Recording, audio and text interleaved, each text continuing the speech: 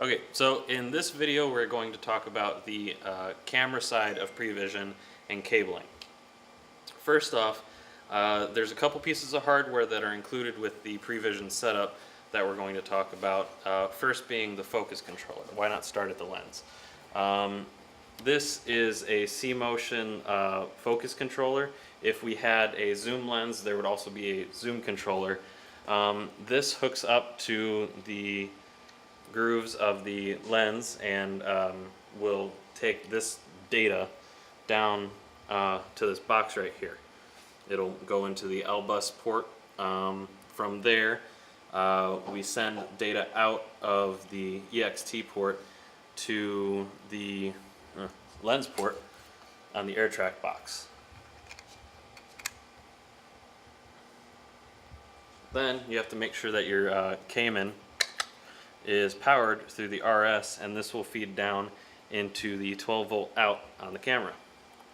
So we'll see that's in there. This uses a 4-pin XLR, not a 3-pin XLR like an audio cable. So when you start up Previzion, sometimes you'll see this channel selector and the status light of the focus controller blinking red and green. To solve this, it's simple. We just click the home button on the hand controller and it will initialize. We'll search for the unit. It has found the unit. Just to be safe, we will always want to recalibrate when we do this. So you hit the calibrate button down on the side and we go with automatic. You'll see the focus motor rolling, and we'll go to the far ends of the lens. And then once it is green, that means it is ready to go. Next on the camera end, this is where all the magic starts to happen. We have an InnerSense camera. This is a 120-degree field of view camera that captures the ceiling targets and triangulates the position of the camera. For cabling, there's a data cable that comes out of the side of the InnerSense box and feeds into the sensors port on the AirTrack box.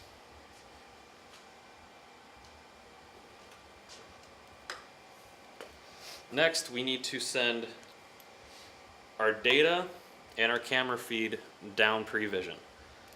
So first and foremost, we have a data cable.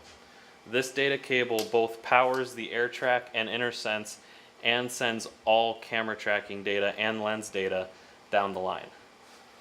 This data cable goes into the data port on the back of the AirTrack. Notice there is a red dot and a red line on the port. It goes until it clicks and we're good to go. Next, we have a Genlock cable. A Genlock cable is the heartbeat of a camera. Where timecode tells you that the frame is happening on a certain time, this tells you that it's happening on a certain heartbeat.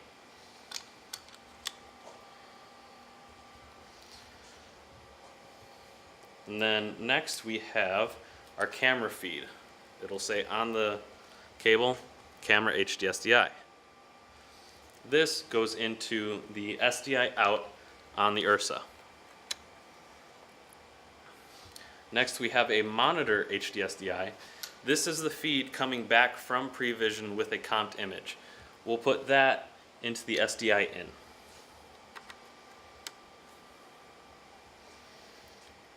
Next we have an auxiliary cable.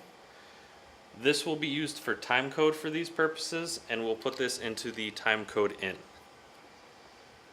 Now we go over to the Previzion side of cabling.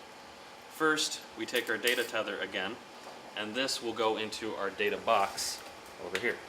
This is what brings the data into Previzion and sends power down the line to the AirTrack and InnerSense. Next, we have our camera HDSDI. For this, we want this to go into the camera in port on the Previzion panel. Next cable is our monitor HDSDI. This we can send out of many different ports on the Previzion panel. We have Previzion out 1, we have Previzion out 2, and we have camera out. Since the camera already knows what it's seeing, we're not going to use that, obviously. The standard way to use this is to set Previzion out to composite to send that down to the camera for the camera operator to see. Next, we have our Genlock cable.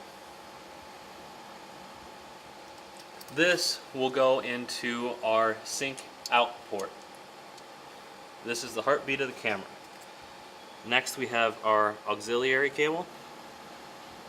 This will be our LTC in for latent time code in. And that's the end of the cabling portion.